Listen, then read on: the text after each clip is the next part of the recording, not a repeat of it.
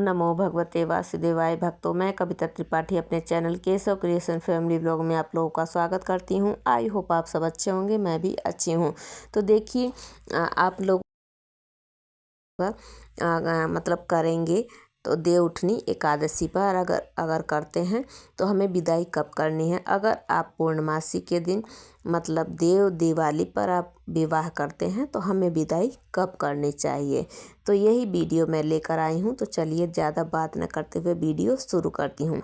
तो देखिए, सबसे पहले हम बात करते हैं कलश की। जो हम कलश स्थापना करते हैं, तो अगर आप मतलब श्री कलश स्थापित किए हैं तो आपको मतलब जो आप कलश के अंदर मतलब वो सुपारी, हल्दी, पान का पत्ता, पुष्प, ये और सिक्का, ये सब जो आपने कलश में जो डाल रखा है, तो आपको सबको मतलब जल प्रवाह कर देना है या भूमि विसर्जन कर देना है। केवल सुपारी और एक का सिक्का, जो आपने मतलब जो सिक्का जो कॉइन डाला है वो अपने पास रख लेना है। चाहे तो आप दोबारा गंगा जल से शुद्ध करके उसे यूज कर सकते हैं, नहीं तो आप अपने पूजा स्थान पर या पर मतलब जो धन स्थान पर वहाँ पर रख सकते हैं।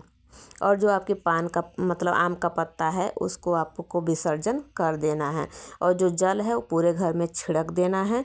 और उसके बाद जो जल बचता है उसको आपको तुलसी माता को छोड़कर किसी भी गमले में डाल सकते हैं, पेड़ पौधे में डाल सकते हैं। उसके बाद देखिए, मैं बात करती हूँ माता तुलसी जी की। जो अपने मतलब तुलसी अगर देवउठनी एकादशी के दिन अगर तुलसी जी विवाह किए हैं तो आपको अगले दिन द्वादशी के दिन आपको विदाई करनी है। राहु काल को छोड़कर शुभ मुहूर्त देखकर आपको विदाई करनी है।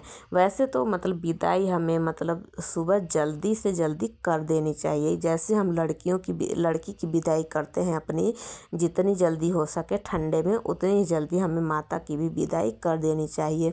अब मैं बताती हूँ विदाई हमें करनी चाहिए कि नहीं करनी चाहिए। अगर देखिए, आप मंदिर से लाए हैं तुलसी माता और शालिग्राम जी, अगर आप किसी मतलब अड़ोस पड़ोस के से लाए हैं तो तब आपको विदाई करनी चाहिए। अगर आपके घर के हैं तो आपको विदाई नहीं करनी है माता तुलसी और शालिग्राम जी की। तो इसलिए अगर आप लाए हैं तब तो आपको विदाई करनी है, नहीं अगर नहीं लाए हैं तो अपने घर में ही आपको मानसिक रूप से विदाई करनी है। और विदाई जो आपने माता को अर्पित किया है, चुंदरी हो गई, साड़ी हो गई, और चूड़ी, बिंदी, सिंदूर मतलब सुहाग का सामान, और जो शालिग्राम जी को आपने पैंट शर्ट कोट और मतलब अंगोछा, ये सब जो समर्पित किया है वस्त्र, वो आपको अगर आप कहीं से लाए हैं तब तो आपको माता के साथ ही विदाई करनी है, शालिग्राम जी के साथ। अगर नहीं लाए हैं तो आपको क्या करना है, ब्राह्मण को दे देना है। अगर मान लीजिए ब्राह्मण नहीं मिलते हैं तो आप अपने नंद को, बहने ब्राह्मण को दे सकते हैं। तो ये भी हो गया क्लियर।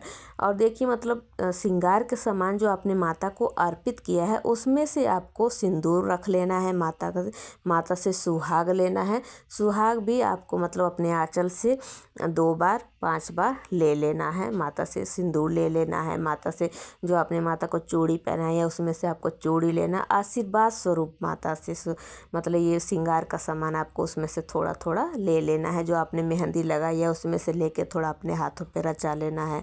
जो आलता लगाया है आपने उसमें से थोड़ा सा अपने से मतलब सब कुछ आपको श्रृंगार का जो सामान आपने माता को अर्पित किया है उसमें से आशीर्वाद स्वरूप ले लेना है।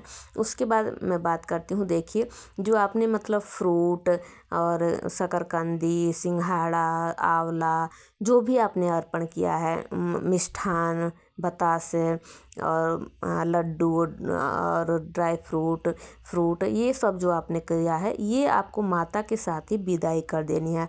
अगर मतलब विदाई कर रहे हैं, अगर नहीं कर रहे हैं तो भी आपको ब्राह्मण को भिजवा देना है। अपने पास आपको कुछ नहीं रखना है। उसके बाद जो आपने माता का जो खोइछा भरा है उसको भी आपको दान कर देना है। दान किसको करना है ये भी मैंने बता दिया है। वीडियो ज़्यादा बड़ी हो जाएगी इसलिए मैं मतलब बार बार उसका नाम नहीं ले रही हूँ। आपको ब्राह्मण को दान करना है। अगर आप तुलसी माता लाए हैं तो आपको, अगर आस पड़ोस से लेकर आए हैं, शादी रचाए हैं, तो अब आपको माता के साथ ही भेज देना है। अगर आपके घर की हैं माता और शालिग्राम जी तो आपको मतलब मंदिर में भिजवा देना है, ब्राह्मण को दे देना है, नंद जो भी आपके हों बहन ब्राह्मण उनको दे देना है। उसके बाद जो आपने मंडप बनाया है गन्ने का उसको भी आपको दान कर देना है, अपने पास आपको नहीं रखना है। और जो आपने शालिग्राम विष्णु भगवान जी को जो गठबंधन किया है ना, उस धागे को आपको दान नहीं करना है, अपने पास रखना है। या तो आप बांध लीजिए अपनी कलाई पर, या तो अपने हस्बैंड को बांध दीजिए, मतलब घर में किसी भी सदस्य को आप कलाई में वो धागा बांध दीजिए। हाँ, मोटा हो जाएगा लेकिन ध्यान रखिएगा तोड़ते नहीं हैं गठबंधन का धागा। तो इसलिए, क्योंकि वो अटूट बंधन होता है इसलिए तोड़ा नहीं जाता है। तो ये इस बात का ज़रूर ध्यान रखिएगा। और जो आपने मतलब गौरी गणेश जी स्थापित किए हैं उनको आपको दान नहीं करना है। उनको अपने घर में मतलब जो आपने माला पुष्प अर्पित किया है उसी के समेत आपको, उसी के साथ आपको अपने मंदिर में स्थापित कर देना है। जो आपने जनेऊ अर्पित किया है भगवान को, गणेश जी को और लड्डू गोपाल जी को, विष्णु भगवान जी को, वो अगर आपके घर में पहनते हैं तो आप घर पे यूज कर सकते हैं। अगर नहीं पहनते तो उसका भी दान आप कर सकते हैं। अगर मान लीजिए वो भी नहीं पहनते तो आप तब आपको मतलब विसर्जन करना है। उसके बाद देखिए, जो मतलब आपने ये जो चौकी वोकी है, चौकी तो अपने घर में आपको रख लेना है, उसका दान नहीं करना है। और जो कपड़े हैं, जो तुलसी जो आपने माता मतलब अपने लड्डू गोपाल विष्णु भगवान जी को जो तुलसी आपने अर्पित किया है, कई लोग 108 अर्पित करते हैं, कि कई लोग 11 तुलसी के पत्ते, 21 ऐसे, मतलब जितने भी आपने अर्पित किया है। तो इनको क्या करना है आपको, आप अपने घर में यूज कर सकते हैं। मतलब रोज़ सुबह पानी से 2-2, 5-5 तुलसी आप निगल सकते हैं। अपने पास सदस्य, अपने जो परिवार के सदस्य हैं उनको दे सकते हैं, वो भी निगल सकते हैं, चबाते नहीं हैं तुलसी दल को। तो ऐसा कर लीजिए, मतलब यूज कर लीजिए। अगर मान लीजिए बहुत ज़्यादा है, नहीं आप कर सकते, तो वैसे तो रखे रहिए। तुलसी माता तो मतलब सूख भी जाती हैं तब भी हम उनका सेवन कर सकते हैं। अगर मान लीजिए बहुत ज़्यादा है, नहीं कर सकते आप सेवन, तो आप प्रवाहित कर सकते हैं, विसर्जन कर सकते हैं माता की। तो उसके बाद देखिए, जो आपने मतलब दीपक उपक जो प्रज्वलित किया है वो ठंडा जब हो जाए तो उनकी भी जो जोत अगर बच जाती है, जैसे बाती बच जाती है, तो उनका भी आपको विसर्जन कर देना है।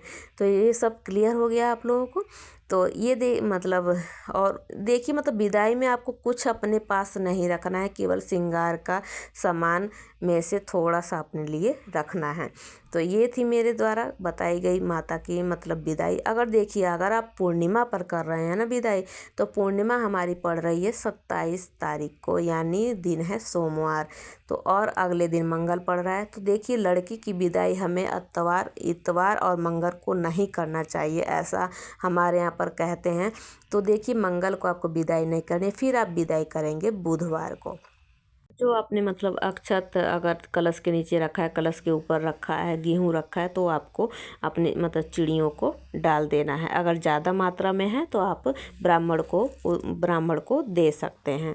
अगर मतलब, अब ये थी मेरे द्वारा बताई गई विसर्जन विधि तुलसी विवाह की। तो आप लोगों को कैसी लगी कमेंट में जय माँ तुलसी ज़रूर लिखिएगा, ओम नमो भगवते वासुदेव ज़रूर लिखिएगा। प्लीज़ मेरे चैनल को लाइक शेयर एंड सब्सक्राइब कर दीजिएगा। मिलती हूँ नेक्स्ट